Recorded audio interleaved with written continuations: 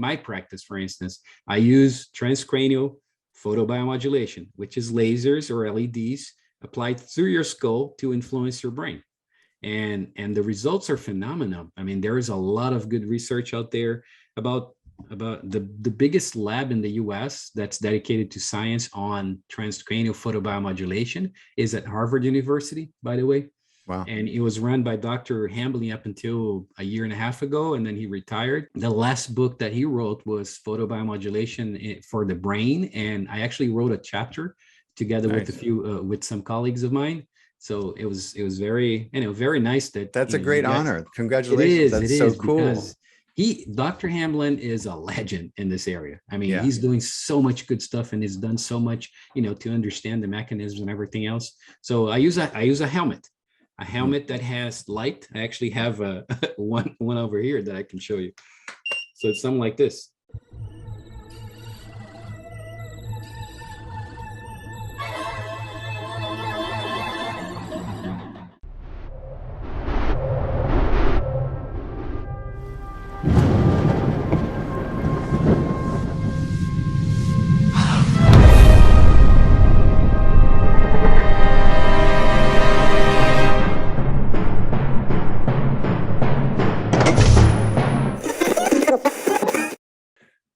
Welcome to Faust, everybody. I'm Faust Chicho, and today I'm sitting here with Dr. Francisco Cidral, ND, PhD. Let me tell you about this incredible guy and what he's been up to. He's got a bachelor's in naturopathy with a specialization in Chinese medicine. He's got a master's and a PhD in neuroscience and a postdoctorate in health sciences. He's the co-founder and associate professor of the Laboratory of Experimental Neuroscience, and that's in UNISUL, Brazil. Dr. Cidral has been a professor and researcher in the field of integrative practices for more than 15 years now.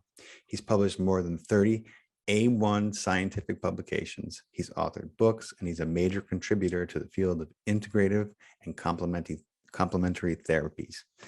His emphasis is on low-level light therapy, aka photobiomodulation, which we are going to be talking a lot about. Additionally, Dr. Cidral has been living in the United States and working on the scientific research and development of innovative health and wellness technology that promote physical and mental vitality and optimization through his scientific consulting business. Thank you for beaming in, Doc. Sorry about the long introduction, but it's a pleasure to have you here finally. My pleasure being here. Man, that is the abridged version of his resume, everyone. It's just incredible what you've been doing and everything you've been working on. I want to jump right into it. But first, let's give everyone a background and a little history about, coming from Brazil and how you came into neuroscience. Well, it's kind of interesting because I got into integrative medicine because I had a shoulder problem back in the day, and it was pretty serious. I mean, I've been to different doctors and it didn't do anything. So I was introduced to this Japanese medical doctor that was using auricular therapy or ear acupuncture. Really? I was very, I didn't really believe in it at first, but that was like a last resource. And in about a couple of weeks, the shoulder problem was gone, and I was really surprised and very curious about it. And it was an ear acupuncture, auricular acupuncture or ear acupuncture. My God, I've never even heard of that. No, oh, this is one of the. It's very effective. It's been widely used in research. There is a lot of publications on the matter. Wow. It's a lot of people think it's Chinese, but actually in the Hundi Neijing, which is the Chinese Yellow Emperor's book, there is only a few of those acupuncture points are listed.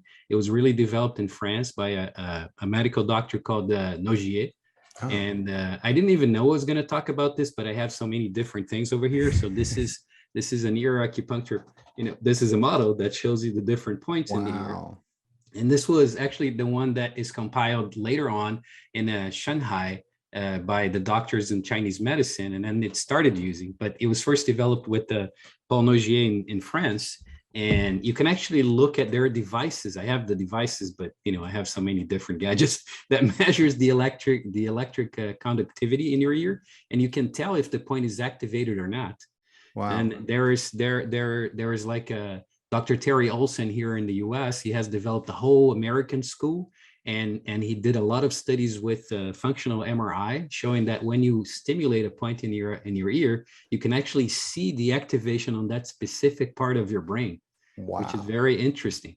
And so you can use it for diagnosis, but also for therapy. The other Holy thing shit. is because the vagus nerve, which has direct access to the autonomic nervous system, and it controls more or Yes. less everything that has to do with the autonomic system, is very, very easily accessible in the ear. So Wow. that is like a Dude, we're 2 minutes in superficial and you've already branch. blown my mind. My God, I had no idea. That Yeah, is, I used to teach this in the post-graduation level of the acupuncture program at the university. And this is one of my favorite practices because it's so easy to use, so simple, and the results are amazing. But anyways, that was a side story from why I got yeah, side into story. So back integrative to what you were medicine. saying. So you now this is incredible. I mean, everyone just listen, just so you understand. So you had a shoulder problem that you were having trouble getting any kind of relief from, and then you found this acupuncture, which was Japanese. You understood it to be Japanese at the time.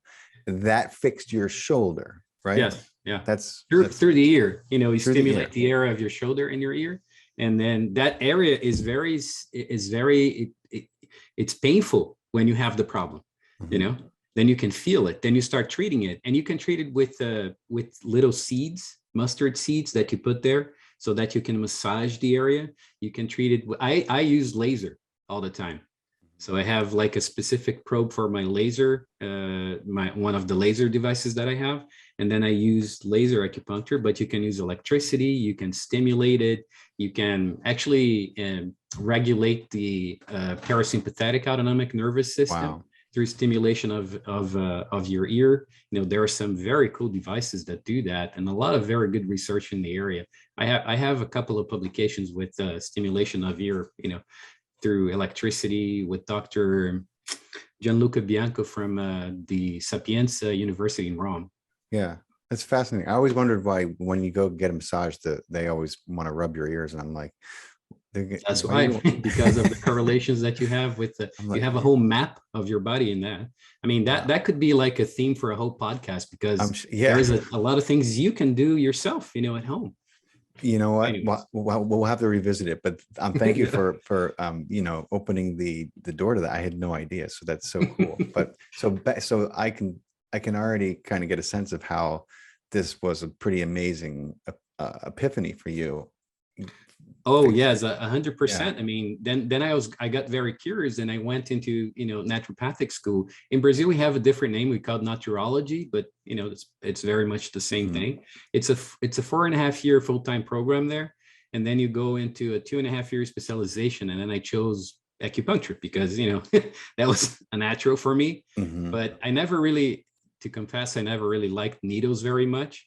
So from the get-go, I always used lasers and LEDs to stimulate the acupuncture points, and the results are phenomenal. It's non-invasive. It's very gentle for kids and for the elderly. So that became a practice. And right after I finished my specialization, I started teaching at the university. They called me back and they wanted me teaching there. And then I was one of the professors that the university has a full-blown integrative medicine clinic. Wow. And we see hundreds of patients every day. Apart from the hospital, the PT clinic, the nursing program, and everything else, it's a huge university, part of a network. We have about 400,000 students throughout the country. It's huge. So I was a professor at the clinic, supervises students that were going through their residency program at the end. And I was seeing all the results that we were getting with low-level light therapy, lasers, and LEDs. I mean, these things you really work. It's phenomenal. And so I was curious to understand the neurobiological mechanism behind it. I could see the results, but what is actually happening in a cellular level in your tissue? Why is it, producing those results? So I went into a master's in neuroscience. I stopped teaching and I jumped into the lab like 24/7. It was like the whole time there. And then a 2-year master's, a 4-year PhD, so you end up learning so much, working with people we have like pharmacologists, we had medical doctors. Our supervisor was one of the most well-recognized pharmacologists in the country with more than 300 publications. So the guy was like really amazing, and he opened the door for me with this perspective of integrative medicine. Yeah. So we did a lot of things, and and that's why I got hooked to science and publications and all that. And for me, it was a discovery process to see at a cellular level what light was doing, and we were looking at the mechanisms using a pharmacological approach. So we're very very deep and very to the point. So we got a lot of interesting publications. And then I went back to the college, and I was now teaching neurophysiology because of the background in neuroscience, integrative medicine, and again, in the residency program. But I was like, a lot of the time mine was still spent in the lab. And I came up with a formulation with the help of a very good friend of mine that was a chemist, a formulation of far infrared emitting ceramics. So those are materials that, because of their specific molecular composition, they actually absorb the infrared that our body naturally produces. You've seen the military using those infrared goggles, right? Right, of course. So they're looking at your heat signature. That's far infrared. You can actually measure that. That's far infrared, right? Far infrared. That's like what a snake uses also when they're. Oh, a lot of animals have those sensors, so you have the far infrared that you naturally reflect is in between 8 and 12 micrometers in wavelength. So we selected materials that would harness that energy at that specific wavelength.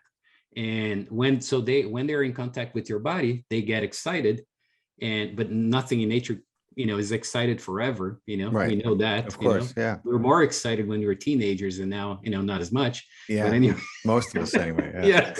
But anyways, but everything decays and reflects back. So it's like a mirror. Instead of reflecting visible light, it's reflecting far infrared, and far infrared has therapeutic properties.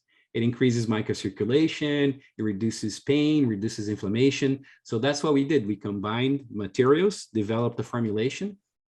You can embed it into fabrics so you can wear it. Wow. And then you have those benefits. And we patented it. We found an investor here in the US. And then I moved, it was about 10 years ago. And now I've been for 10 years now in the US. I'm still an associate professor at the lab. I, teach the classes there, online in the post-graduation program, supervise students going through their master's and their PhD. But most of my time is dedicated to scientific research and development here in the US with different companies, That's amazing. So let me ask you a quick side question that I have out of curiosity.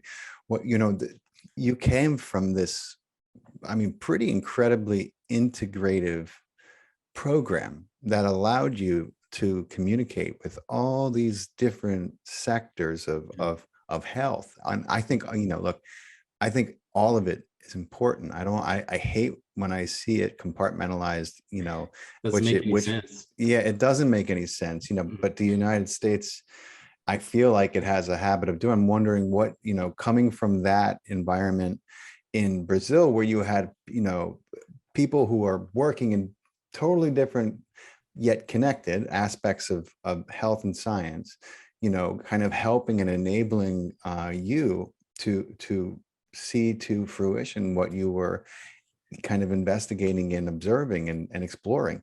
So when you came to the United States and when you started to deal with our model, what did you notice the differences?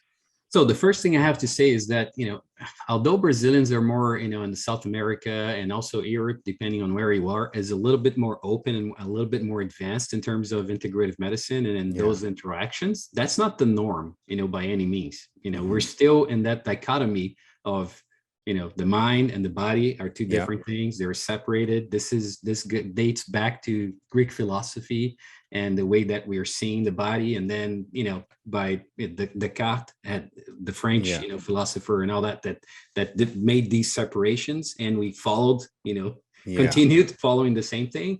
So, but it's getting more and more, accepted nowadays. There is a lot of evidence-based research that's been conducted with integrative medicine in the past 15, 20 years. So it's kind of, I think it's a natural that is going to become mainstream in the future. Right now, certain practices already are, like photobiomodulation, lasers, and LEDs. Any physical therapy clinic that you go to, chiros, use it all the time. Medical doctors and dermatology. I mean, this is becoming really, really mainstream, and so it's happening with the other, practices. I think as long as we have evidence-based research. But to answer your question, it was not that much different from Brazil, I think. Because I started working, I had the pleasure of starting working with Shannon Visman, who is a PT, and he's also a PhD in sports medicine. And cool.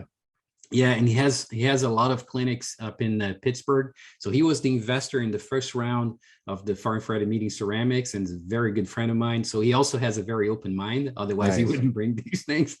So I was always having dealing with people that have an open mind, and then they're interested in research and all that. Nowadays working with Patrick from BrainTap, for instance. Oh, I know awesome. Dr. Porter. And love the product Dr. is Porter. amazing. So I was very lucky to be introduced to the right people, I think. And so luck is one word. I don't believe in it, but I know exactly what you mean. Yes. I think that we when we're following our passion, and we tend to attract others who are in that same wavelength. Makes a lot of sense. So that's awesome to hear. I'm actually, I pulled my bicep about 15 days ago now. I'm very active and I love sports and competing, and I was just playing with my kids in the snow when it pulled, when it tore. But I've been they were pushing me for surgery, and you would think I was getting like a heart stent or something like that. The doctor was like, "You got to do this." I'm like, "No, I slow down, man. I don't really got to do it. It's my arm, and it seems to still work. So why do I have to have this crazy surgery?" But how's it working out for you? Do you still have pain and inflammation and tenderness in the area? I don't have a lot of inflammation, and I don't have a lot of pain. I've been taking it slow, and I actually just picked up this incredible device that I got a certain model of it. It's actually right here. I don't know if you recognize it. It's an EMF transmitter that's supposed to. And I've been using this, and this seems to, it comes with these interesting, these little coils. And then I got the really kind of mobile version of it, but it's usually bigger. I got this one because it's kind of portable, but it's supposed to be really powerful as far as helping with regenerate. And now there's all these protocols that it does a lot of other things, but I would recommend wearable photobiomodulation, like braces that you can actually wear that have low-level light therapy in them. You turn it on, and then you have your treatment right there. Wow. I will look into that. Absolutely. Yeah, I'll hook you up. Okay. I'll give you like this is an example of something like that. See? This is a wrap for your back. Then it comes with you put it there, and then just leave it there, and then you have your a treatment for this area. There's for all different parts of your body, like shoulder, there's knees, there's ankle, and elbows, and then there's the little sensor that you put over here, and that you turn on. Then you turn on the LEDs. These are like red and infrared LED diodes. And they're tuned to a specific frequency that is going to do the magic. Because light, it's not just any type of light. You have to be very specific into the wavelength and the irradiance. Because that you can also calculate the penetration into the tissue depending on the wavelength of the light. Right. Like for instance, in dermatology, they use a lot of blues because the blues stay in the skin. If you start using red and infrared, then it penetrates into your tissue because it's a higher wavelength or longer wavelength, I should say. And if you don't have the proper irradiance, we don't have the proper dose. It's like giving your medicine. Your doctor tells you take 10 milligrams, and then you go home and you take 1 milligram. It's not going to do anything, right? Because it's the wrong dose. So irradiance is the same thing with light. You have to have the specific dose. So you put this thing on, you turn it, and then you have your therapy. So I tore some of the connective, the fibrous, kind of fancy science name, like laterus fibrous connective tissue in the elbow, the tissue that kind of connects the tendon. And that's why they were like, well, we got to go in and we got to it's going to regenerate. It's going to probably, depending on the case and the extent of the damage and everything else, the body naturally regenerates it. A lot of it is going to be is going to take a little time. So the difference in between this approach with integrative medicine and the approach of a drug or a surgery, sometimes you really need to have a surgery. There's no way around it. Sometimes you need to take a potent drug to inhibit pain or something like that because you're like at a limit. Right. But in most cases, all you need to do is to stimulate your body, because your body is naturally healing. It's already doing that. It's already releasing endorphins. And the endorphin that your body releases is 10 times more. It's like 100 times more potent than morphine. Yeah. Your body naturally releases that. And when you stimulate that area with low-level light therapy, one of the things that happen is increased release of endorphins. Wow. That means your body is going to produce natural painkillers, but those are natural. They're not going to induce tolerance. They're not gonna addiction, reduce the effect over time. Because if you take morphine, the first time you take a dose, and then as it goes, you have to increase, because the receptors, which are called the mu-opioid receptors that are in the periphery of your body, that are going to be like the lock for the key, which is the morphine, to then do a lot of different things inside of your cell. Because there's too much morphine, they just interiorize. So they're not on the outside of the cell anymore. So it doesn't work anymore. That's called tolerance. With low-level light therapy, you're releasing natural endorphins, you're decreasing pain, and there is no tolerance. That's amazing. And you don't have to worry about the side effects and the addictive qualities. No. Well, I'm more or less addicted to low-level light therapy. but it's because I use it every day. Use it on my brain. To stimulate my microcirculation in your brain, to bring in more oxygen, more energy. It has an antioxidative effect, very, very potent. That's awesome. Oxidation is related to aging, right? Yes. So if you reduce oxidative stress, you reduce aging, or at least, that's why I look 15, You look fantastic. I don't know your age, but you look very healthy and happy. You look it must be. So there's healthy habits, and then there's healthy, I call them addictions because but because physiologically we feel so connected to them that like that's one of the reasons why I was like, I'm not going to do this surgery, because then I really can't do anything for at least a few weeks. And my body needs some things to really thrive, and exercising in whatever capacity I can is one of them. And so I was like, man, I don't really want to. Well, although right now we shouldn't be exercising too much that arm. Not the arm, but I mean the rest of my body. The rest of your body, yes. Yeah. But remember, there is a limit for everything. I have the utmost respect for surgeons, because sometimes they're needed. I mean, there's if it is a big, so you need to see the extent. If it's something that that your body can overcome, then you just stimulate those abilities. Do lasers, the stimulation that you're doing with electricity, with the TANs, with and so on and so forth. And then you're enhancing your body's natural ability to heal. Yeah, that's what I mean. So, but you don't have to do that just because you have a problem. You actually should be doing those things on a regular basis so that you don't develop the product. And that's, I think, the main reason that I went into integrative medicine, because I was seeing that, this biomedical model sometimes doesn't work as much because of the mentality. It's like it's to treat a disease, and generally it's not just to treat a disease, it's actually to reduce a symptom. Sometimes the cause is not addressed. And that's a major problem, because you're looking just at the symptoms, and the symptom is a natural response of your body to say, yeah, there is a problem, so absolutely. So you have to look at the cause. And sometimes it's things that we do on a day-to-day. We're creatures of habit, habits drive our lives. And sometimes it's hard to change the habits. And sometimes people confuse themselves with their habits. Say, oh, but I always do it. No, you're not that. You're not your habit. You can change it anytime if you want it.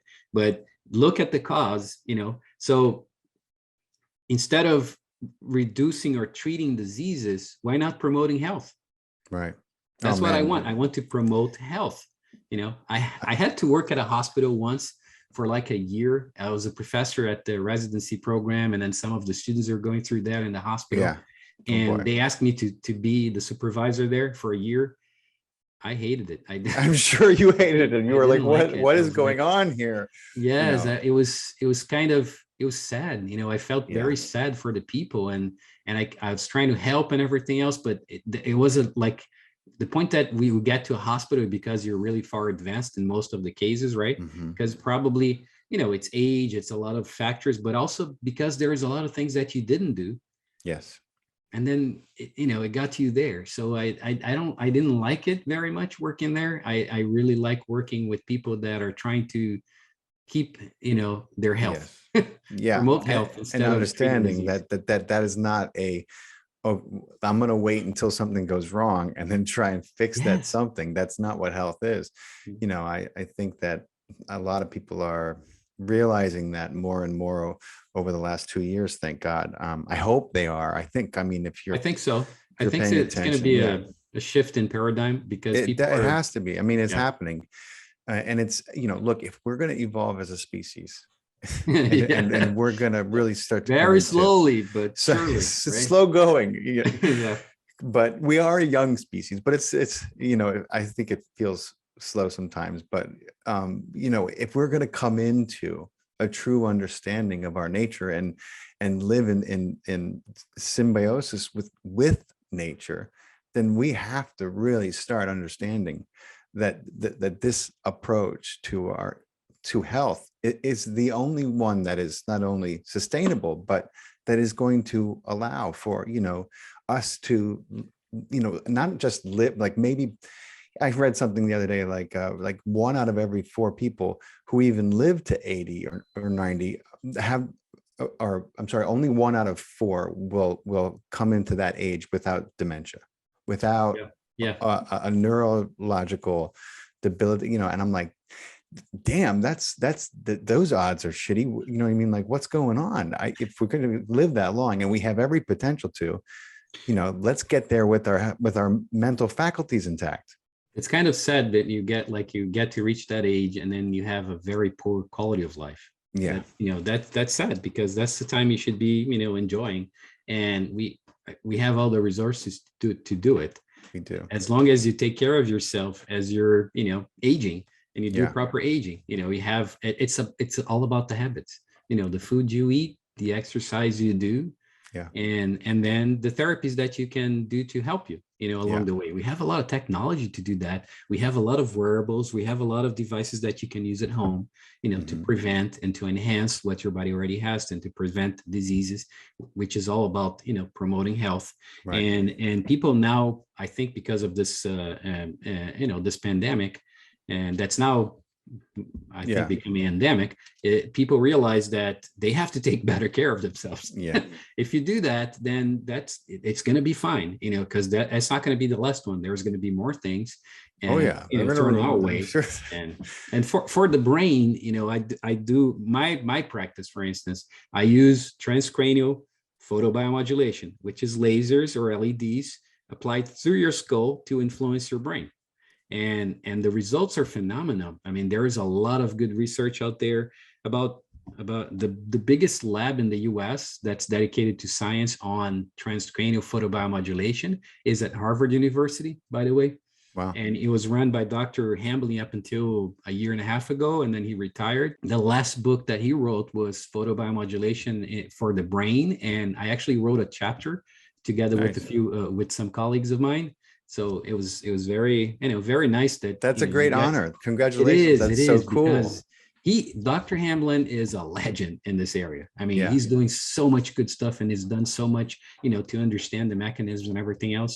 So I use a helmet that has light. I actually have a one over here that I can show you. So it's something like this, Wow. turn it on and then, put it on, and then you have the effects. 10 minutes, it shuts off, and then you have a therapy. And now I have a cap as well that's much lighter and easier to use. And but this is What does it do? Yeah, that's Part of the incredible. light penetrates your brain and then increases microcirculation in your area. So if you have more circulation, we have more oxygen coming into your brain and, releasing of toxins and everything else. And light has a very particular effect at a specific wavelength. Yeah, this is a model that is much lighter to use. That's I'm awesome. excited to use it. Yeah. So the light at a specific wavelength is going to interact very nicely with the mitochondria.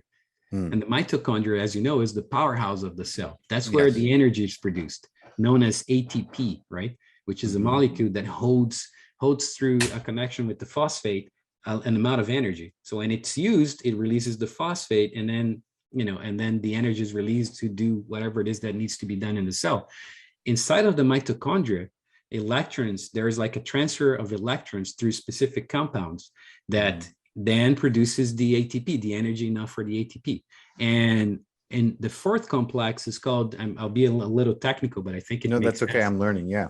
The fourth complex is called cytochrome C oxidase, which is a photon acceptor, which is a molecule that changes configuration when light at a specific wavelength and irradiance hits it.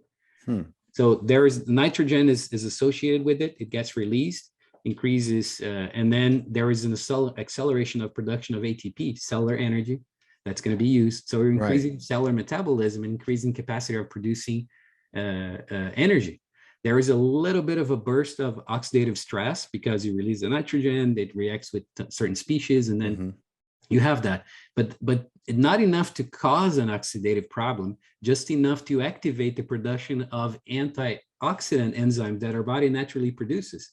It produces the medicine, glutathione, superoxide desmutase, and catalase. So there is an upregulation of these proteins, and then you have an antioxidative effect because you shed light on your brain or on your skin. So more energy, more metabolism, better circulation, and reduced oxidative stress, but also there is an increase in production of anti-inflammatory cytokines. For instance, interleukin 10, which is an anti-inflammatory protein that reduces inflammation, and a decrease in pro-inflammatory cytokines like TNF-alpha. And those are the things that we're looking at in the lab back in the day at the university. So I was doing the experiments and then measuring and then drawing blood and then looking at the blood and looking at the analysis, seeing what it was doing to try and understand the mechanism. So remember, this was like 10 whatever years ago. So now this is very well, validated, but it was very, very, very nice to be a part of that process. That kind of the original. That's why transcranial photobiomodulation, increase circulation in your brain, increase energy, use it every day, I'm definitely going to be looking into it seriously, which is my way of saying I'm going to be trying to get one of those awesome helmets. But so when you were doing these trial, and I'm sure like since then there's been a lot of refinement on the studies, and it's a lot clearer now. But what were some of the things you were finding, some of the measurable effects that you're finding in people in some of the trials that were done, and like the health benefits that came out of this? So there's a lot of good reports and improvement in memory, and focus, concentration, mental fog. People get less lack of energy, a lot of distraction. So if you do that, then there is a decrease. And there is very interesting and very serious research that we did a lot with, because our lab is an experimental lab. So we did a lot of things with preclinical models to understand the mechanisms, which I mean by that is like mice and rats, to really understand the mechanism behind it. And then we went into clinical trials. But in a clinical trial, when you're doing with people, it's kind of hard to measure all the little nuances because, it's kind of difficult to do research with people because people don't do what they're supposed to be doing. Like you tell them, in this research, please avoid consuming, I don't know, caffeine or this or that, or, it's, there's a lot of variables. And also everybody, people have different backgrounds, different genetics, different, they eat different things, they exercise differently. So it's a lot of variation.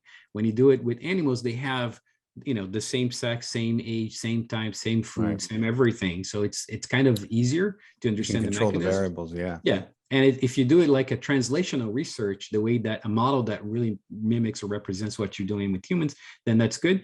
But with humans, we also saw that and the benefits. And I wanted to mention a particular interesting research that was conducted at the MIT by Dr. Li Huizai and in the psychiatry department. And she was looking at the effects of light pulsing at a specific frequency for the brain. And they found out that if the light is pulsing at 40 hertz, which is gamma, which kind of very interesting brainwave, by the way. So pulsing at gamma, it reduces the accumulation of beta amyloid plaques, which is then responsible for Alzheimer's. Yeah. And that's like, wow. Wow. That's incredible. So that's, I mean, this. Yeah. Only at 40 hertz. So that's why you can actually now buy in Amazon those lamps that, flicker at 40 hertz. Yeah. So, I was looking at a few. Yeah, you can even get them on Amazon now. I saw a bunch of them, and I've been looking at them, and I'm trying to figure out which one is the kind of the best one to get, Yeah, that's based on the effects of light. And it was, that's incredible though. That's a lot.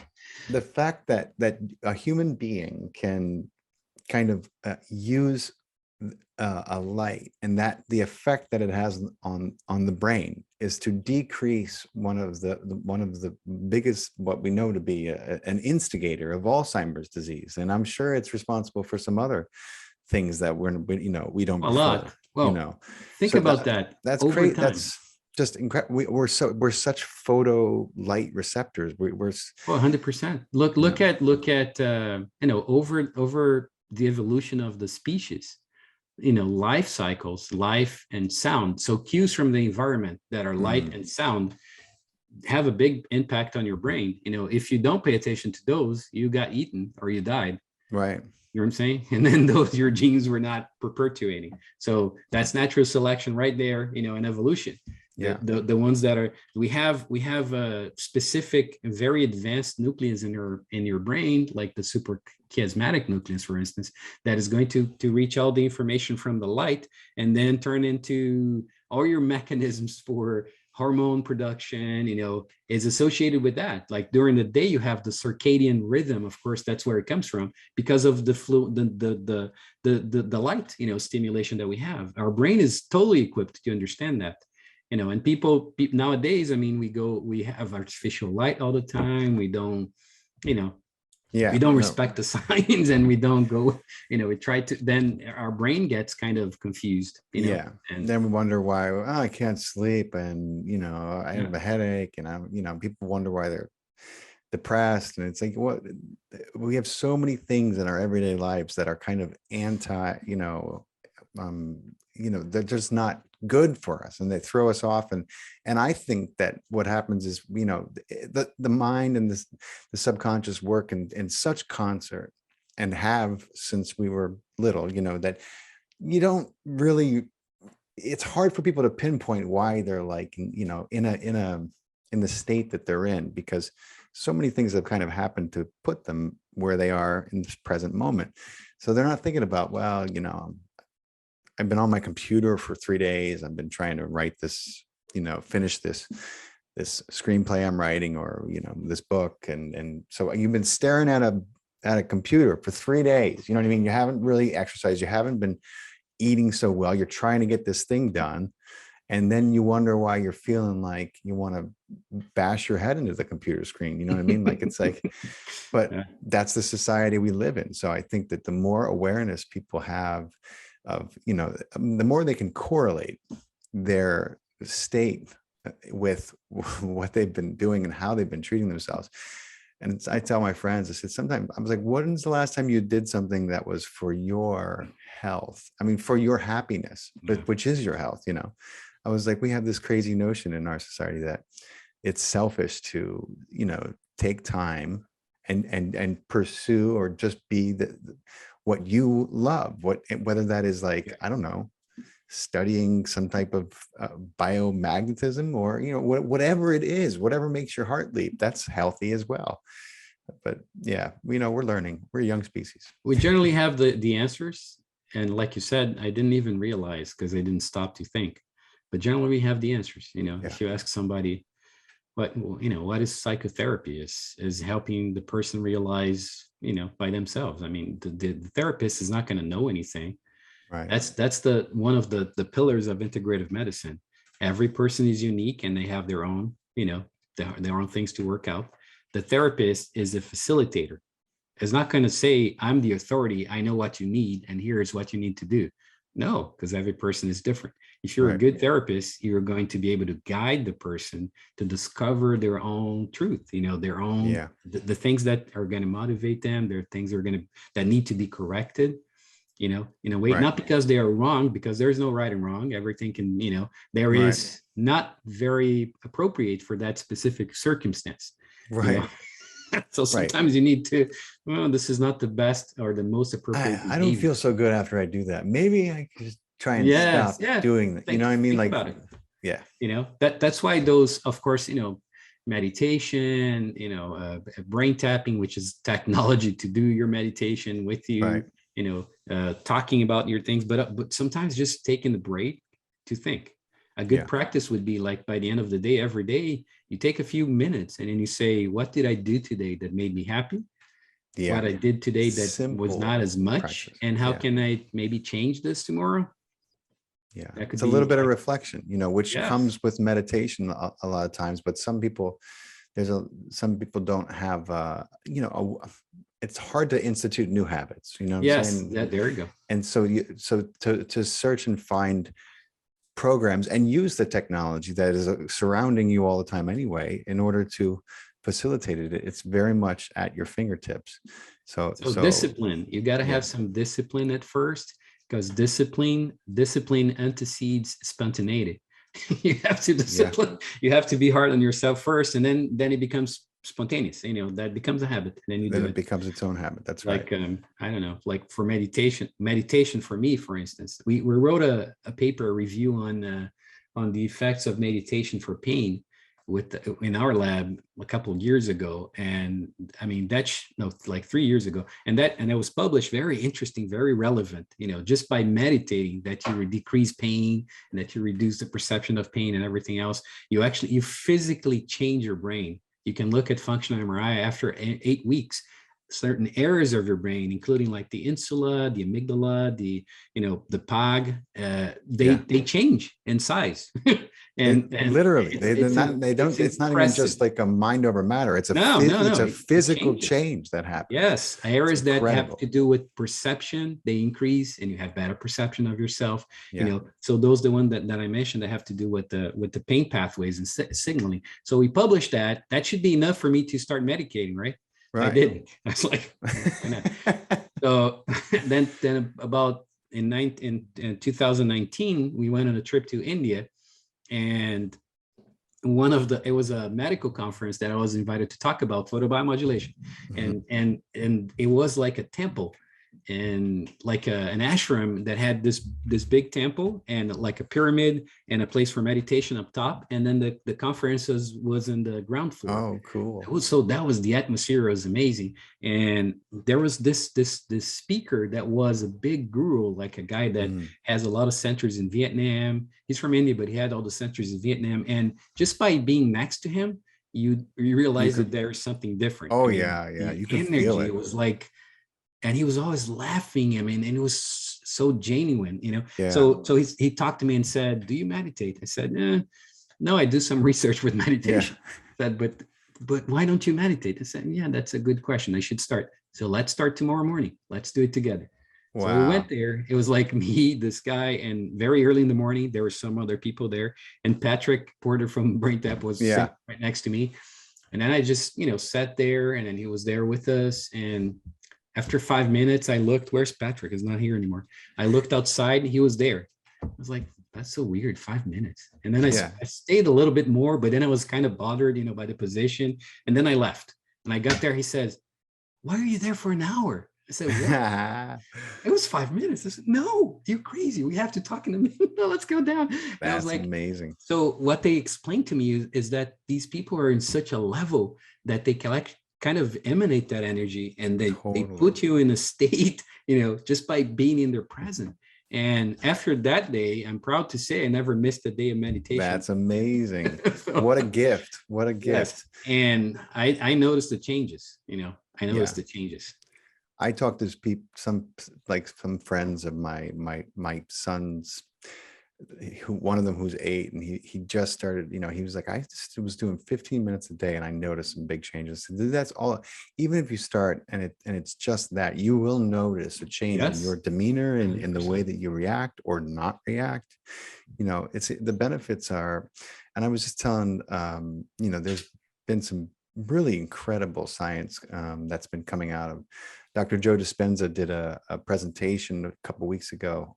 He's one of my teachers. He's one of the people who taught me how to meditate. And I got in the room with him and I was like, oh my God, he was the one who kind of affected me the way that this guy affected you. And he did a presentation called Evidence is the Loudest Voice. And they just kind of presented their studies to the public, what they were doing, because he was working with the University of San Diego and they were testing the blood of the meditators in his workshops, for all these different epigenetic things. But then when COVID hit, they had to kind of pivot and focus on COVID. So they did what they could. They had blood, and they started to develop means of testing it against its resilience to COVID. And what they found was, the scientists couldn't believe it.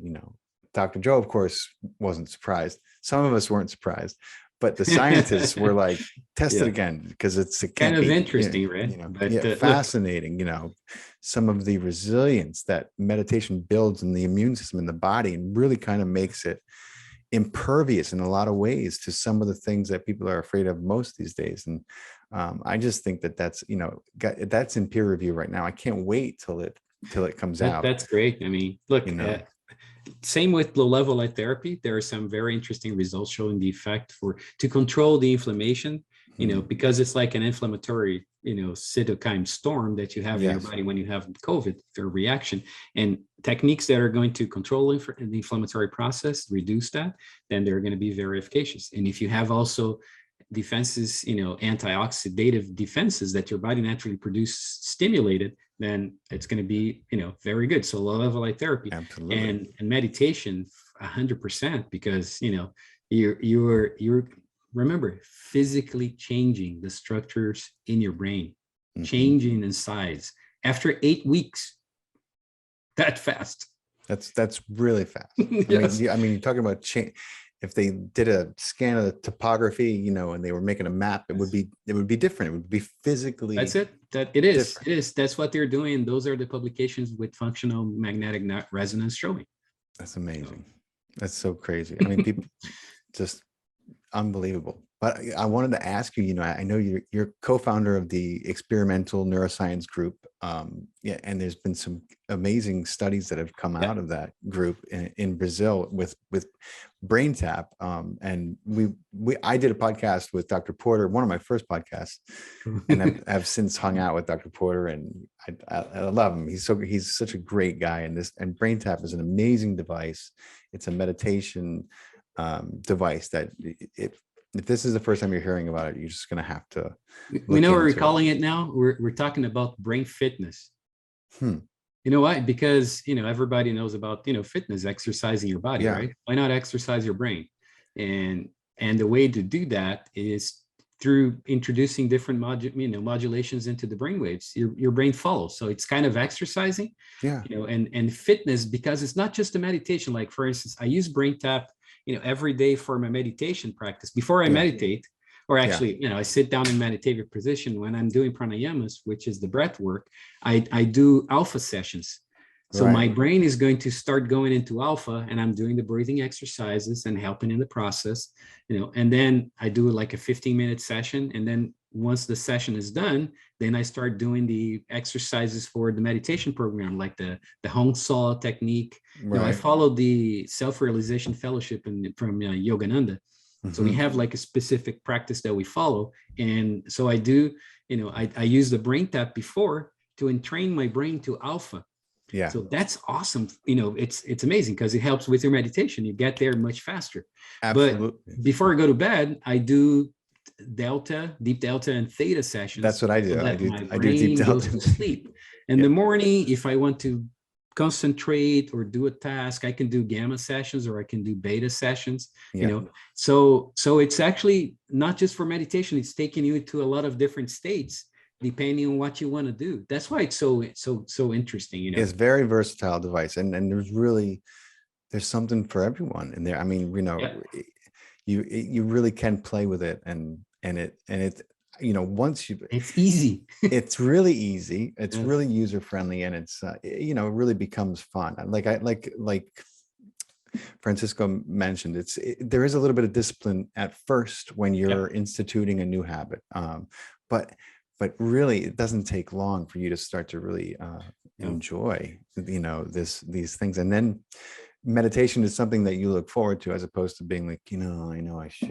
It's one of the best times of my day because it's relaxing, the calm, the tranquility, after you finish that, then you have to come into this reality and and work in this and that and that, and that time is the time that I really relax. Brain tap helps me with that. I've been actually working with brain tap for about I think it's going to be 3 years now. I'm their chief scientific officer, so I do the research for them.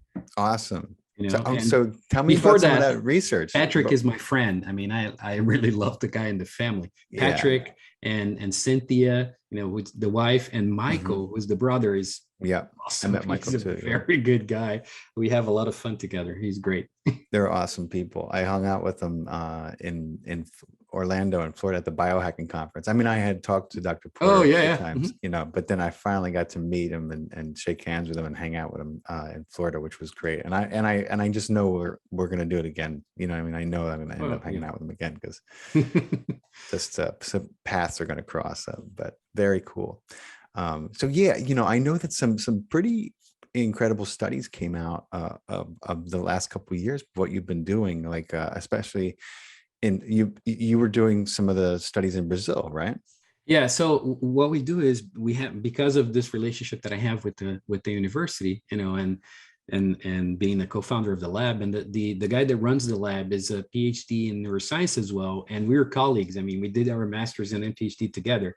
He's a physical therapist doctor and has been there ever since. And Dr. Daniel Martins, that's his name, and he is like the most articulated person I know. If I say, hey Daniel, I need to have this substance analyzed, oh, we don't do it in the lab. I know.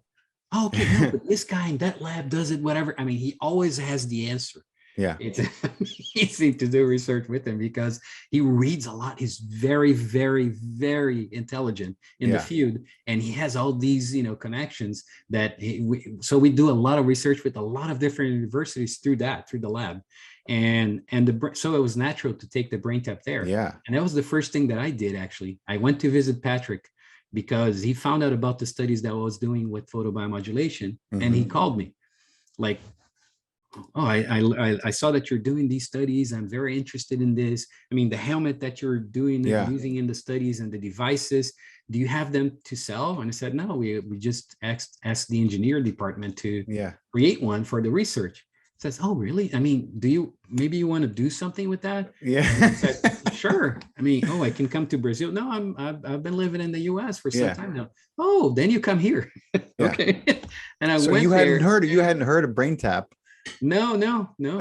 Okay, so he was like, "Oh, by the way," me because he saw the studies, and then we started interacting. And I said, "Look, this looks very, very curious, very interesting, but I want to see." So I took it to the university, and then we did a trial with some students, and we looked at sleep, we looked at stress, we looked at anxiety, and there were certain other markers that we looked at. It was a long time ago, but it was a small group because it was just a pilot test. Right. Before you go into a long, extensive, a big trial, you do a pilot first. Right. Because, you want to know if there is anything that needs to be changed. So we did a pilot, and I think it was like 10 students or something like that. It was a small number. I was not expecting anything like significant. Right. And everything turned into the right position within Wow. 3 weeks. So we saw increase in quality of sleep and everything else. And the quality of sleep was the one that made me more the very surprised, because it was only 10 people and the results were statistically significant. Wow. So we ran the statistical analysis, and that's not, something that happens all the time. Right. And this is such a small group I got very intrigued. And then I started working with them. I said, well, let's do another study, first on a scientific consulting basis. And now, they call me their chief scientific officer. Yeah. And we have about 12 studies concluded up in 2 years. That's, very fast. And I think like 8 of them were presented at international congresses of integrative and complementary medicine. Amazing. And so that's a major achievement. And right now we're doing, I think we have like 5 more studies going on. Some of them are PhD degree, studies in neuroscience, some, and then there is also the project that I think that's the best one for me. And the most rewarding is the project that we're doing at Seminole State College. Oh yeah, I'm gonna ask you about that next. Absolutely. Yeah. So this is so. I mean, you were so meant to meet Dr. Porter. You know that, right? I mean, like the it's just amazing how the universe, whatever you want to call it, how people's paths are. Just I mean, like I know that I was always going to meet Hunter. There you go. And when we haven't stopped talking since we met, and because he was interested in these things that I thought that I was the only one I was ever going to meet who was as interested in them as me, and he knew all the obscure, crazy things that I was talking about, and then some. There is a lot of us out there. Yeah, totally. So that's so, and it makes such perfect sense. And what a complementary and amazing relationship that you guys have developed.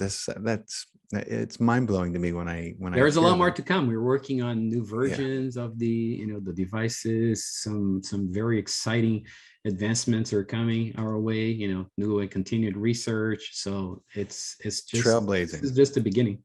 That's awesome. So tell me about the Seminole College in Florida and what brain health devices are doing there in this program you guys got going on. So that's kind of Patrick's ideal, or is to influence 1 billion brains. So he wants to be everywhere, and it doesn't make sense to develop something that is so useful, and especially in combination with photobiomodulation, like the helmet that I showed you, and not have people use it. so you want and certain people, of course, they don't have the means to get it. They like, if you go to a college, generally the colleges in the US, they have a lot less resources than the universities, traditionally speaking. They don't get a lot of grants. They don't have a very well-developed science department. That's things for the universities. Why? They have good people, they have good installations, they have the material, they have everything, and they have a lot of very curious, very nice students, and a lot of them are in areas that they cannot afford those therapies. So through BrainTap, we got connected with Dr. Geraldine Perez at the Seminole State College. She's the director at the disability services at the college for a long time now. And she has her PhD in education, and she's always worked with kids with disabilities or special services needs and all that.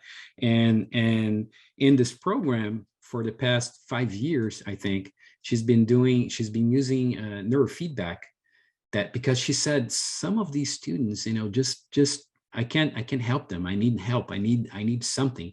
So she went into study how to use neurofeedback. She went into study how to use a lot of different complementary and integrative medicines. And she was just, she went after something so that she could better serve the students and help them.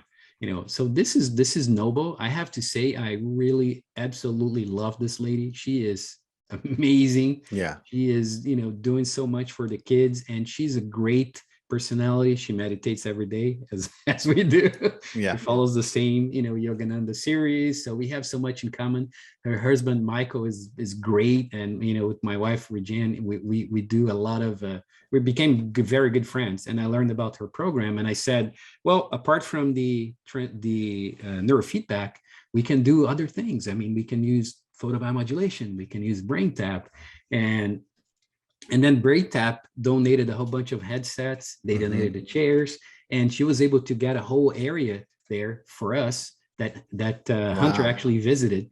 And now it's like a wellness center and a wellness area. We kind of became known at the college, and a lot of students and staff, they go there all the time to get treated. And now we have a newbie that was donated by the newbie, by the company.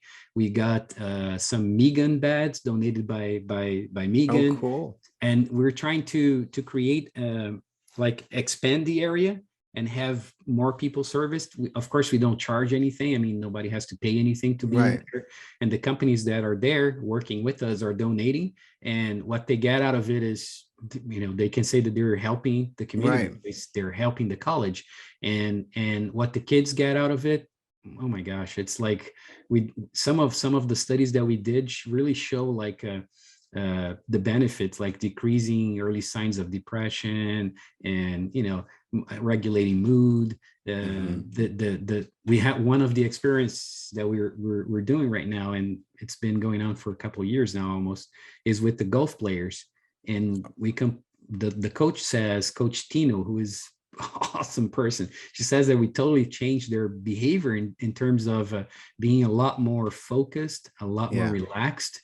And golf is 100% mental, right? Because I mean, you hang around for 4 hours, you actually play for 5 minutes. Right. The rest of the time it's just, so it's very mental. And they actually won in a row, I think like 2 or 3 national, because of, and the coach says that one of the reasons is because they're much more relaxed and more focused and concentrated. So that is the program that Dr. Geraldine started, still there. We have more professors now, more people involved. The college put another person to work together with us specifically on this, and we're expanding the program. And now we're actually starting a nonprofit organization so that we can continue working with the Seminole, but the idea is to expand into different places, different colleges, maybe, maybe even like elderly homes and and you open the doors by doing that. Open the doors. The idea is to of course we do studies, we validate everything that we're doing, so we follow, but it's also because we're following the results, and people, when they look at their own results, it motivates them to continue, and they want to continue. They see the results, but also because everybody deserves to use these therapies. The companies are there. They are interested in expanding. They are interested in donating. They're interested in having their name associated with philanthropy and with good causes. And there is a lot of money from also the government, and maybe some other donations that we can get once we open our government. Really? Believe it or not, I have some very good contacts in certain areas that are actually doing this, tapping into money that's there that can be used for good. So imagine we have this nonprofit, we continue the work that we're doing with Seminole, we start expanding into a lot of different places, and we can help a lot more people. So that's our goal now. And that's a noble, I think that you guys are going to help. I mean, Hunter is going to help.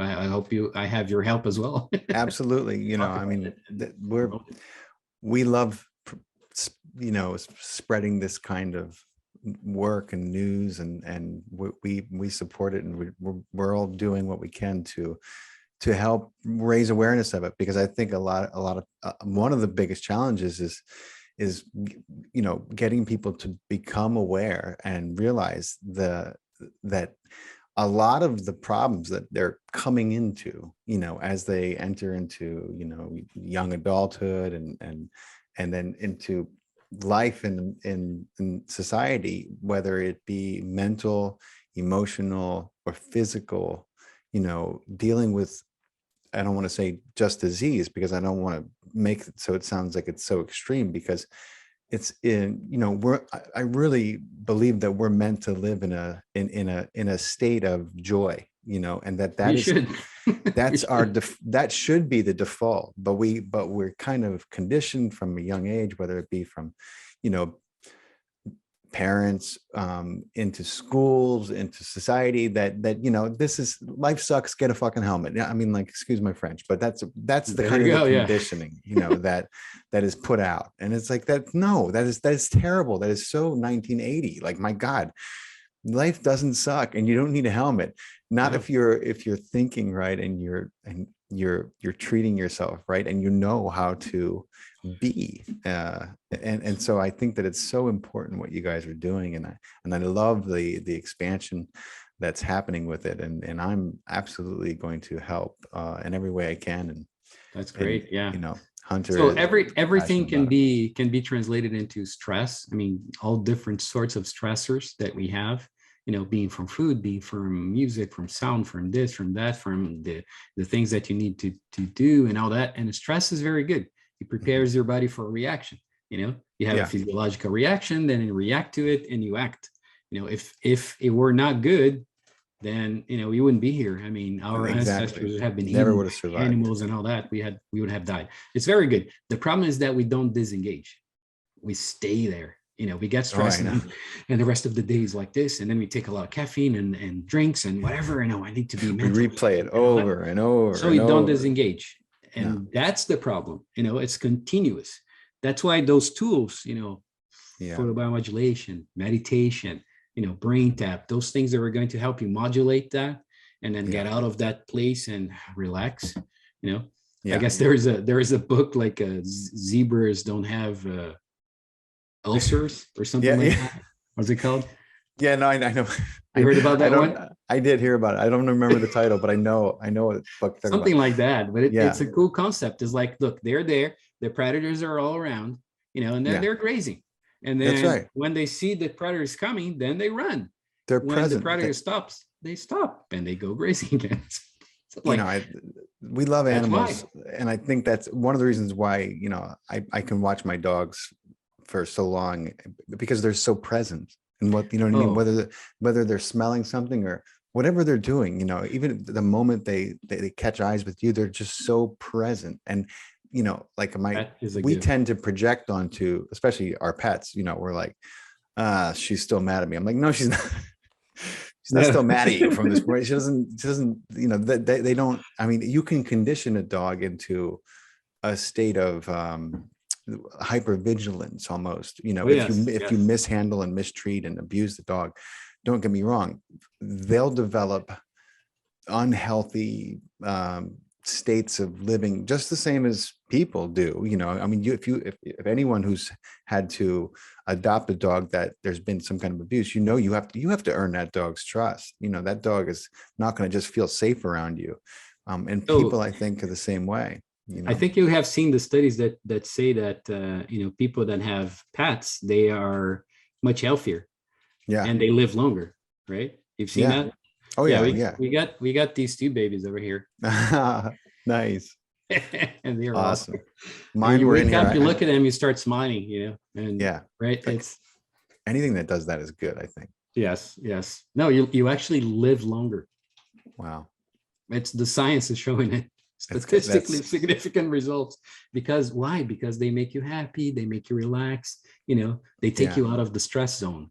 That's what we should be doing, you know, That's why they were behaving. sold out all across America in the middle of the Oh pandemic. yes, yes, yes. You know, and a 100%. fascinating response, but a healthy psychological. I mean, I flew to Utah in the To get middle a of the dog. pandemic to pick up a sheepadoodle puppy. And this, Wow. I mean, this puppy was huge. She was just in here, but she was making so much noise that I had to put her outside the office. But you Yeah. know, adorable sheepadoodle dog. But you know, but that was just kind of like your instincts kick in, and you're like, what's going to be good for everyone in my family. And we already had a dog, and we live in Manhattan, and so it probably wasn't the wisest decision, but she's so great. You know, we love her so much, and she's so, That's what matters. Makes yeah, you happy, makes her happy. exactly. So She's worth it. It's amazing. You know, why do you think that people, you know, we have all this consciousness, and it's incredible what we have memory, and we have all these amazing faculties that come with this brain of ours, but the stress response that we get caught up in, you know what I mean? Like, okay, yes, so sometimes something great can happen, or someone could pay you a compliment, but most people don't spend the rest of their day like, some people do, but when something happens that gets your heart racing, you know, we tend to revisit it. And I think that comes from, like, survival programs and, Oh, 100%. you That's know, activated by what's called the reptilian brain that we have, which is the brain that evolved. I mean, we call it like phases like that because that part of our brain is very similar to what a reptilian has right now, because that's, the evolution. And then on top of it, we would adding layers and layers and layers. Of course, the cortices, like the frontal cortex and all those are the ones that were, added later. That's why those are the ones that make us think and everything else. The rest is the reptilian brain has to do with reactions and with survival, survival mode. So the things that happen, and because we're animals, we are, we got these reflexes like survival reflex and everything else, increased sympathetic activity. A lot of the blood goes into the muscles instead of the internal organs. Your pupils dilate because you can see better. You start to metabolize a lot of glucose, and your body's is ready to act and everything else. But the brain doesn't know if the stress is real or if it's just imagined. It's all the same thing. It doesn't matter. It activates that. If you see a shadow and it's an actual snake, or if it's just a shadow, your brain reacts the same way. And the same, even if you don't see anything, you're just imagining. You're sitting down here, everything's perfectly fine. And then you start thinking, oh, but what if, this person comes and this happens, right? It's the same thing. It all activates. Everything that we think that is real is just our perception. Even the way that we see, the way that it's projected onto our brain is upside down in the occipital cortex. We have to create it in our brain, the images that we see. Right? Everything is just a product of our imagination, let's put it that way. And the things that we imagine, it is there. So that's why everything is not, we can make of it whatever it is that we want. And that's why the mindfulness, movement that started, and meditation is a part of it and everything else, makes a lot of difference. That's going to differentiate us from simply going through the motions, acting more in the reptilian part of our brain, or understanding and having consciousness to understand what are the things that are taking us, what are the things that are motivating us, what are the things that we want to do, like in a reaction that you have, something happens and then you react like automatically with a person. There are different stages, right? And in meditation, we talk about that. The first stage is you just are incompetent in your reaction because you don't have the ability to understand the There's no separation between it. No, that's and the biggest. And it's unconscious. Yes, so unconscious is incompetence completely. That's the worst level, and we do that a lot. I live in New York City. I see it everywhere. And we have the wrong reaction, or then not the most appropriate, let's put it that way. Then there is another level where you start to realize, meditation is a great tool to help us start realizing those things. And you're still acting in the not the most appropriate, way, like you get stressed. But you're becoming aware. At least you realize it. Oh no, I'm stressed. I shouldn't be getting stressed. So that's conscious incompetence. You're still incompetent, but now you realize. And then there's another level that you're conscious of your reaction and you take the right decision. That's conscious competence. Now you're competent, you're doing the right thing, and you also know that you're doing the right thing.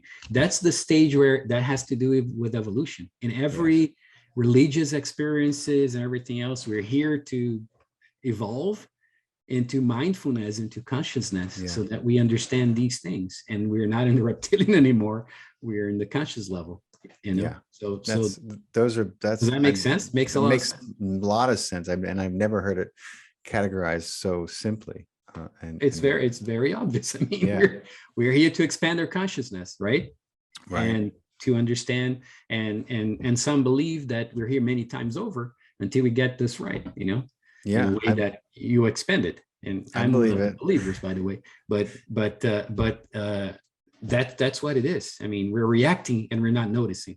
If Yeah. you can, meditation does that, and it actually increases the part of your brain that has to do with perception. Right. No, I know.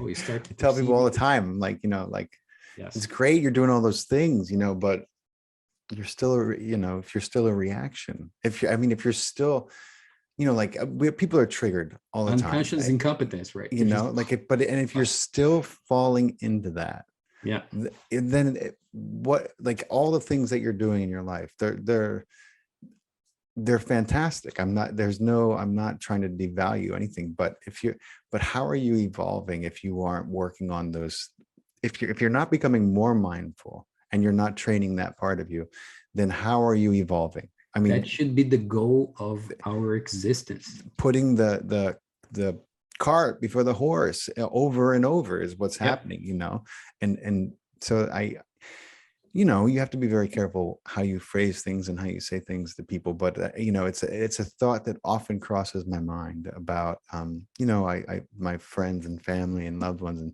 some of the things they're doing and not doing.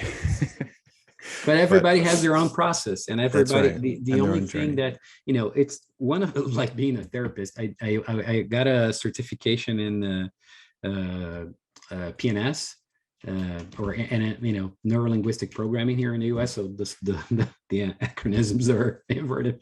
And NLP here. NLP, yes, yeah, Yeah. neuro-linguistic programming, Yeah. and that is something that teaches you a lot. I did a specific course just for therapists, or practitioners and people that could understand better the relationship with the your client or your Mhm. patient or whatever it is that you call them. And the very first thing I started noticing is that a lot of people come to you with complaints like, but my husband is doing Oh this. It yeah. really pisses me off. Or that person is not doing what they're supposed to do, and Right. blah, blah. And I cannot be happy because of that. Well, if your happiness has to do with somebody else doing some certain things that you think that they should be doing, Yeah. then you're never going to be happy, because everybody has their own process. Well, all you can do is watch and Yeah. help if they ask for help, if you can. Sometimes they don't, but they're the only one. So that means That's that right. we are responsible for our own pitfalls That's and right. problems and happiness and everything else, not anybody else. That's right. And if you have a disease, pay attention. That's a message. Your Mhm. disease is telling you there are certain things that you're doing or thinking or not doing or not thinking that you Right. should be doing. Otherwise, this symptom was not going to be there. That's right. That's a I mean, call, it's always an accumulation. Yes. It's people like to trace these things to one event, and No, it's a lot of combinations of, we're complex systems. totally. Yeah, and I observed that in some of the people in my life who have come in and out of my life who are, trying to stay on a healing journey, but still looking at very specific kind of singular events as the reason why their health has really taken such a downward spiral, and I'm like, that doesn't, how It's always you a combination. couldn't, how you got an injury that was kind of a fluke injury, and then from that everything has gone downhill, and now you have all these diagnoses. Turns out you have genetic, and I'm like, that doesn't sound, you know what I mean? Like, you don't break your arm and then downward spiral into 12 comorbidities. You know what I mean? Like, it's like something was going on before that injury. I think it's just so clear to me, but it's hard for people to reconcile because that takes a lot of self-assessment, honest self-assessment, and then you have to take responsibility for what you were doing. And not many, That's the word that scares people. that's, you know what I mean? Like, it's hard to admit that you've been the person behind the curtain, pulling your own strings. That this people, I'm It from should a be obvious, right? yeah, I'm from a family of blamers. We're really good. I mean, when we're taught from a young age, I never forget my old man one time. I think my mother likes to go to the casino once in a while, and she'll make my dad go, or make my dad go, but he'll he'll complain the whole way home to her and blame her for the money that he lost, because he gets so pissed off when he's gambling. He'll just, I'm like, he'll aggressively try to win his money back, and that never works in a casino. Yeah. And I just be laughing my ass off, because he's like, if you wouldn't have took me there, I never would have like that. No one told you had to sit and try to, win all the money back that you already lost. Like, but amazing how he would blame her. People do that all the time. It happens a lot. That's one of the, like, I mean, you should see it, like, and it's kind of interesting. Like, I don't do that much anymore, because I'm, been dedicated in the research and all that. So not like a clinician here in the US. I've never, but generally when the people come to you after half an hour of conversation, like half the problems are gone. Yeah. You're like, but the pain is different now. So yeah, you're not contracting your muscles that hard anymore, because now you're a little bit more relaxed. Yeah. You know what I'm saying? Like, you're like tense all the time. Of course it's going to hurt. There's less circulation, accumulation of toxins. In Chinese medicine, we say B syndrome, because stagnation syndrome, the energy doesn't go through, and every energy, I mean, like, not just the chi, but everything else, right, blood and all that. And then you're tense, and then it hurts. And then if you start talking and realizing, oh yeah, that makes sense. Yeah, but I didn't realize. And then you start relaxing your muscles, and then you have less pain immediately. And you go, like, why? Well, because now you're relaxing. Amazing, right? So and then people want to look and be like, well, what was it? It was you. Yes, it was just you. Yeah, it's always us and our habits, and our lack of observational skills. Yeah. Like mindfulness. Be mindful of what you're doing. Why are you doing? Right. That's, again, the best way to do that is meditation. It is. It's one of the only ways I know to do that. I mean, and so people are like, well, I do this and I do that, and I exercise, and I'm like, yeah, that's great. That's part of the do you have a practice that you do that really allows you to go to quiet all the other voices, and to just kind of disconnect from this and connect to something greater than this, which is always there, ready within as well. yeah. I mean, I go like this, but what I mean is this as well. And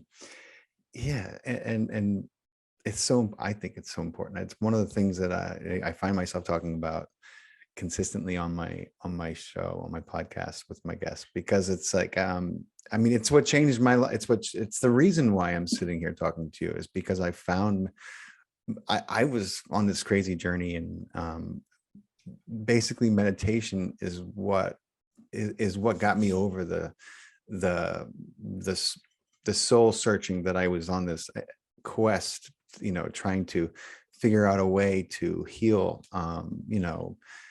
and meditation was really the bridge that I crossed and instituted into my life, and that changed everything for me. Oh yeah. And so I know for a fact. Yeah. I experienced the same thing. At this point, with the amount of things that I'm doing all at the same time, I would be completely gone, like stressed out, man. Everything else. I'm not. I get a little sometimes, depending, like when I have 2 or 3 things that need to be delivered right away, but then I just relax and I meditate, and the next day is the next day. Right now I'm good.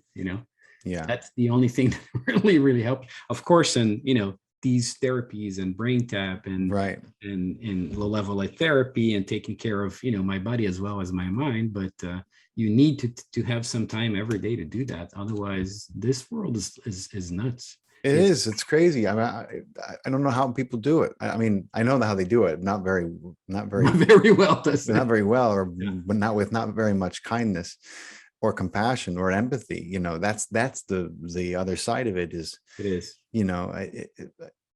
I think that the end result that I see and I experience a lot of in New York City, just walking down the street or taking a taxi somewhere is this constant, stressed out, like I took a taxi home from dropping my son off, and my taxi driver and this other truck driver, like both these guys were not driving vehicles that were their own, clearly.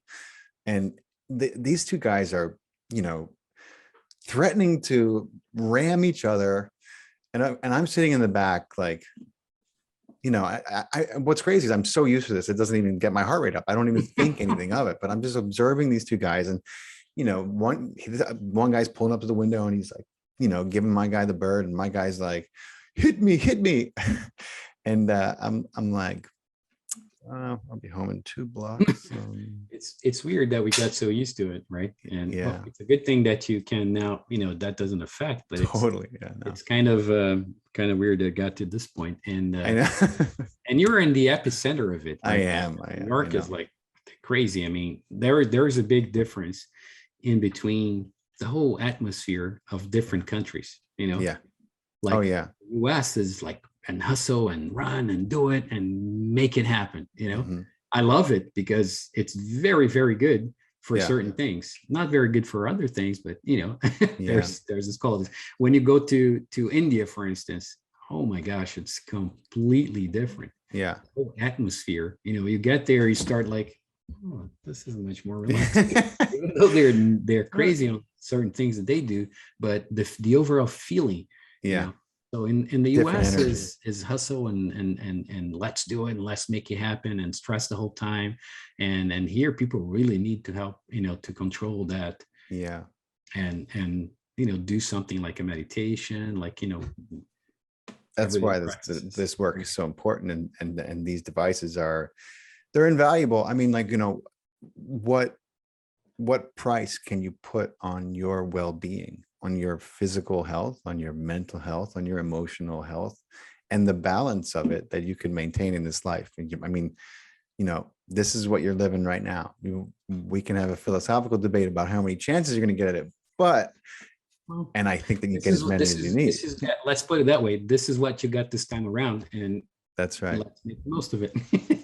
And that's why I think, and that's what we're here to do. I mean, like, all this other stuff is fun and we need it, but the most important work we can do is inside, is finding a way to go within and expand without. I believe that. But I read about some of the work you were doing with vets, and I didn't want to pass up an opportunity to ask you a little more about that, because I feel like those guys, some of the most traumatized folks walking around today have come from war and arm. That's scary. So I'd love to hear a little bit about what some of the programs you guys got going on for them. So they've seen the worst of human nature, right? Yeah. And they had to go through and experience it. So that things, it tends to stick with you after you're not in war anymore, but that sticks with you. And it's very hard. So these devices that help you, change your brain waves in a natural way, it already has it. We're not nothing that we're doing is something that is invasive, in the sense that it's introducing something that your body does not recognize, already has the receptors, and it already knows how to deal. We're just stimulating your natural responses. Why don't you sleep well? Why don't you go into deep delta? You should. Your brain is equipped to do it. You were doing this up until a certain point in your life, and then you just got so stressed that you didn't know how to do that anymore. With the vets, is even worse because of the experience that they have, and even the active duty now. They're going through that all the time and every day. My God. So Seminole State College has an academy, a police academy, and also a first responders, courses for firefighters, and so and so there's a lot of students out there that need that, but also a lot of students that were military active duty in the past, and now they're not anymore, and they're trying to learn something new or expand or get into the market, whatever. So Seminole has a lot of military students or ex-military students, and we just started like was it 4 weeks ago? We got approved through the IRB, the Institution Review Board, and we started doing brain tap with them. This study is specifically about having audio brainwave entrainment sessions with the brain tap, and Wow. we're following sleep, stress, some questionnaires that were related to PTSD. Right. We're not diagnosing them or anything. We're just looking at things that are related. And I don't have the results yet because it's still okay. It's a young, yeah. But that's just started, and now we have a collaboration with the Gray team out of Boca Raton, and they're an organization that treats vets. And cool. Not for profit. It's beautiful what they're doing there, and we're just working on a protocol to expand this with them. And Very cool. Yeah, but what we want is have this nonprofit through this, get enough resources so that we can actually give the headsets, we can give the devices that they can continue using at home. We track them, we help them, we have therapists that are going to help in the assessments and evaluations and everything, but we give them these devices and they continue using this at home. So that's one of the goals of this nonprofit is to do that. Has the nonprofit has it been started yet, or is it something? Not yet. We just okay. It's like we came up with the name yesterday, actually. So oh really? And has it been? Is it decided on? Do you love it?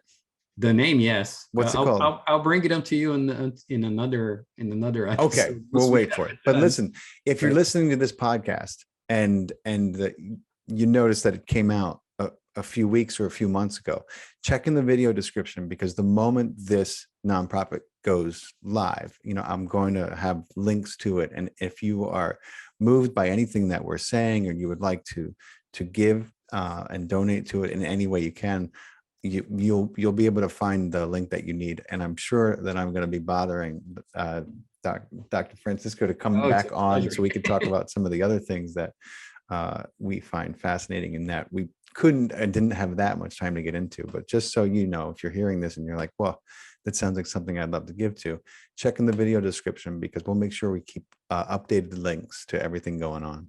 Perfect. Thank you. Yeah, very cool. So I gotta ask you, what is your definition of consciousness? How would you define it? It's much bigger than the physical body, for sure. I have a belief that we are a part of everything, like a part of, you can name it God, if you will. That's just our construct, and we're part of it. And so we should be conscious about everything that is happening everywhere as well. And I think they were progressing towards that. Now we're in a early phase, I would say. Yeah. Very limited by our physical senses. Even our science is showing that there is a lot more to it. I mean, why can I not see all the radio signals over here? Why can I not see the Wi-Fi or be aware of it? Why can I not see, if I have a TV, I'm going to have hundreds of channels. Right. And the energy is all in the air. Your thoughts are creating waves, and that's right. We're not aware of any of that as of now. I mean, we sense it, but we're not conscious about all those things. So we're still at the very beginning, and it's going to grow like exponentially. We have to start being more aware of the things, and that's how we progress. Right. Mindfulness, be aware of the things that you're doing, that you're saying, that you're listening to, that why and how your body is reacting to the things that it is. That's expanding that understanding and the consciousness. I think that's our goal here. Yeah, that's I wholeheartly agree. I think that I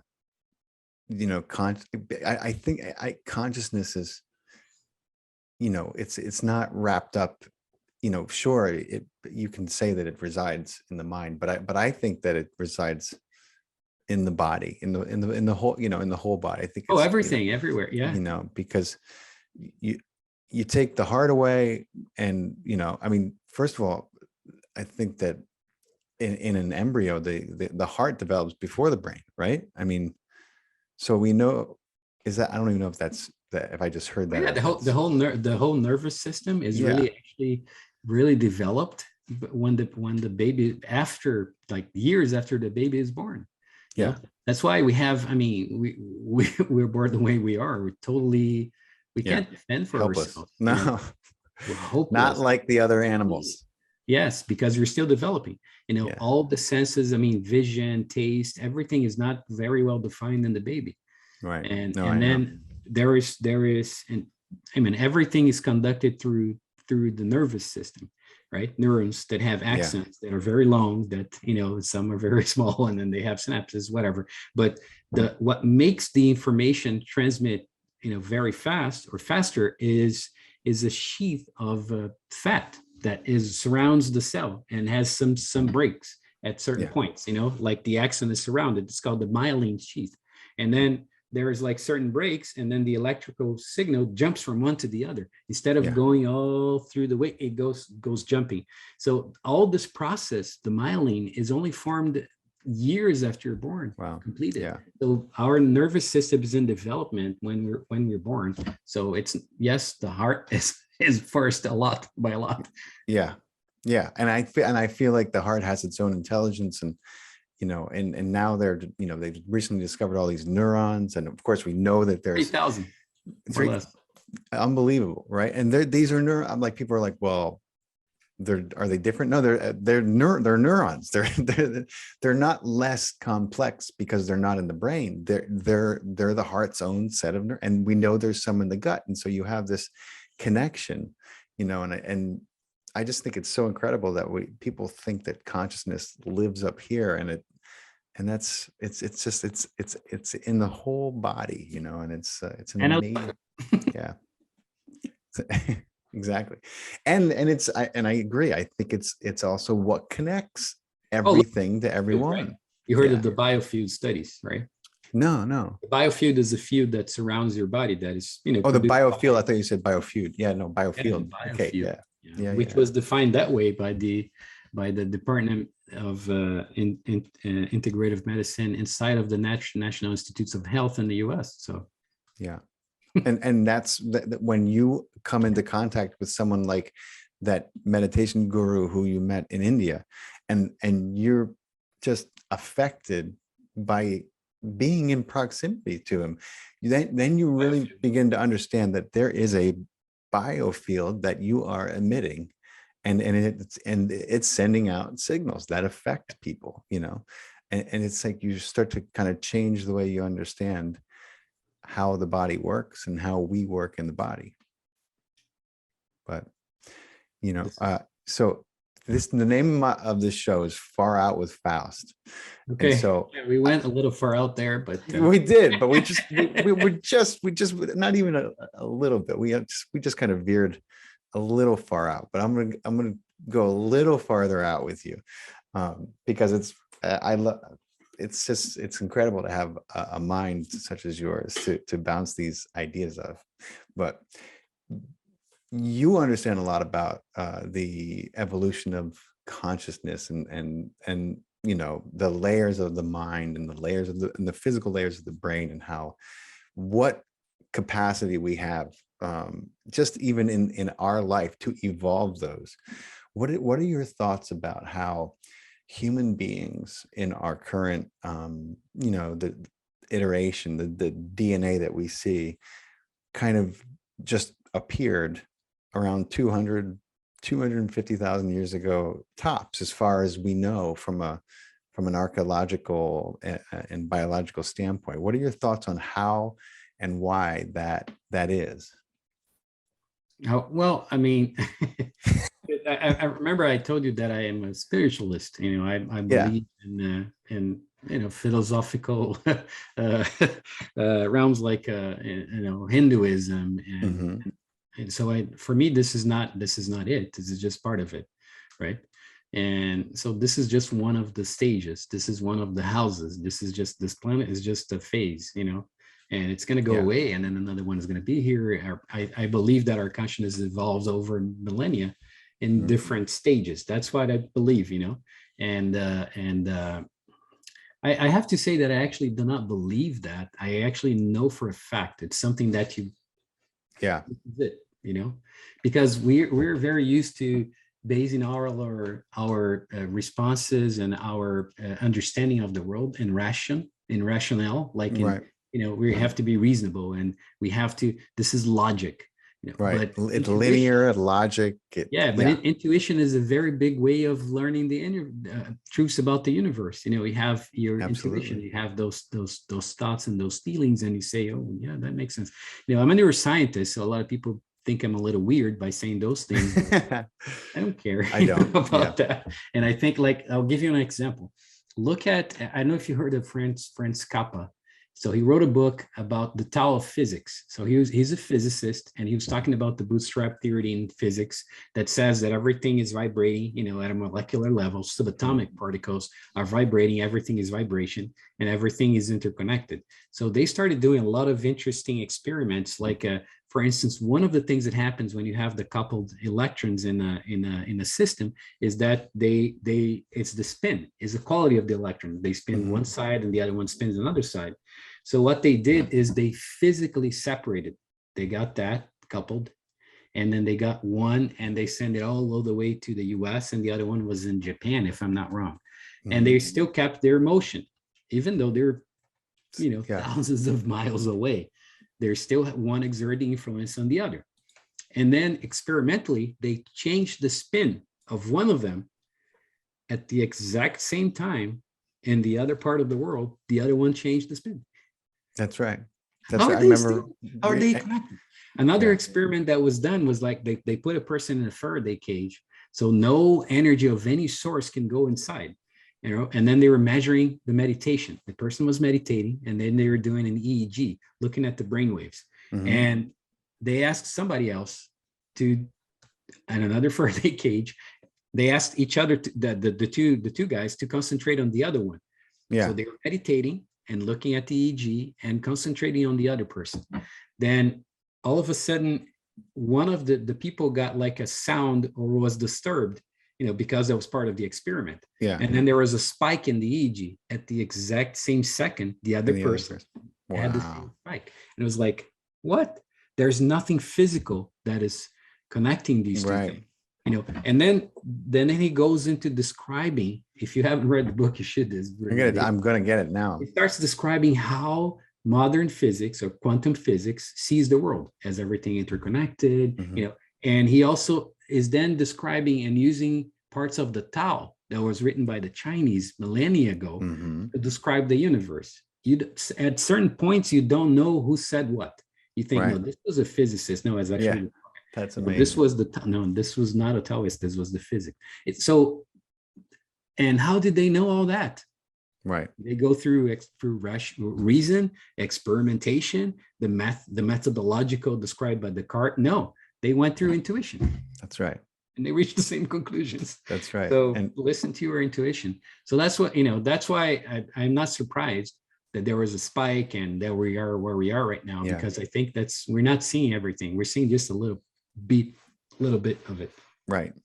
No, I love that. And I'm going to pick up that book, but I love reading experiments about that, because I mean, when you tap into your intuition, you tap into a greater wealth of knowledge and knowing than a library can provide you on the planet. It's really, and not only that, but what comes with that is a sense of a surety. It's like you don't have to doubt or wonder anymore about whether what you heard is true about you or about someone else or about the world, and all the narratives that are being spun in society right now. And how can you tell? It's like you can see why there's such mass confusion, but for people who have a way to tap into their intuition, that there's much less confusion about what's happening. And that's talk about a soothing thing, to know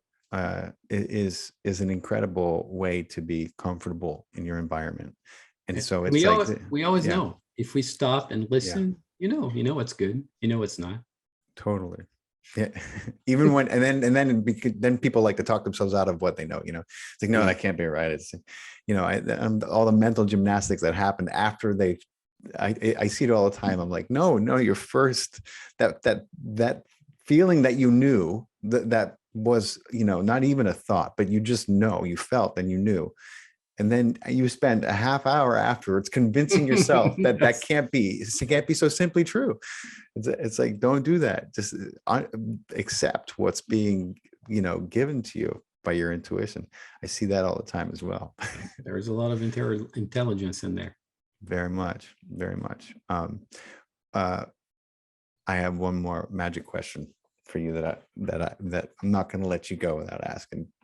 If you could, if you were leaving, let's just say you were leaving on a beautiful spacecraft, you were taking off, but before you went, you could plant a suggestion into you can use NLP and plant a suggestion into the minds of every human on the planet, in order for that to take root, and grow in them and allow them a greater experience on this planet. What kind of seed would you plant? What would you give them? I would say be conscious and be mindful. That's it.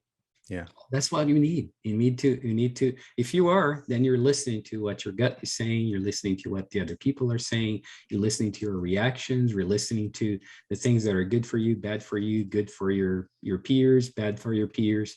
We know we have all the answers. We just have to be mindful and understand what's happening and understand how we are reacting, what is motivating us, what is, why. Let's not be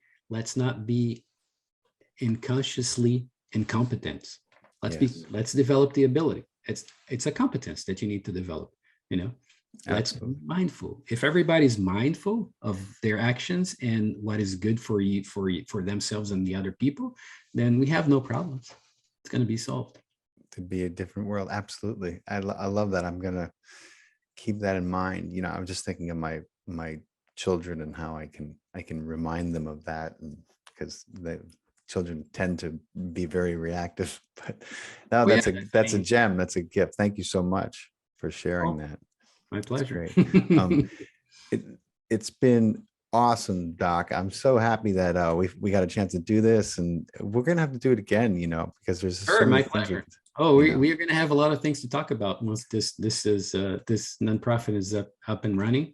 Yeah. The idea is have a place where people like-minded can come and can help us do good, with non-invasive, non-pharmacological therapies, wearables, things that you can use at home that you have to, put in your everyday practice. And I think we're already doing it. We just want to structure it in a way that more people can participate and more people can benefit.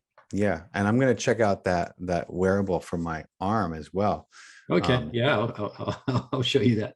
Yeah. So we'll include a bunch of links to your work in the video description. And man, thank you so much for your time. I know how busy you are, Doc. So I really appreciate the time that you spent. I just got, during this call, I've had like 30 whatever messages and some emails that I need to. I bet. I'll let you get to it. But thanks again, Doc. I appreciate it, man. And we'll be in touch with you about when this is going to premiere and all that. Thank you very much. Thanks, man. Take care.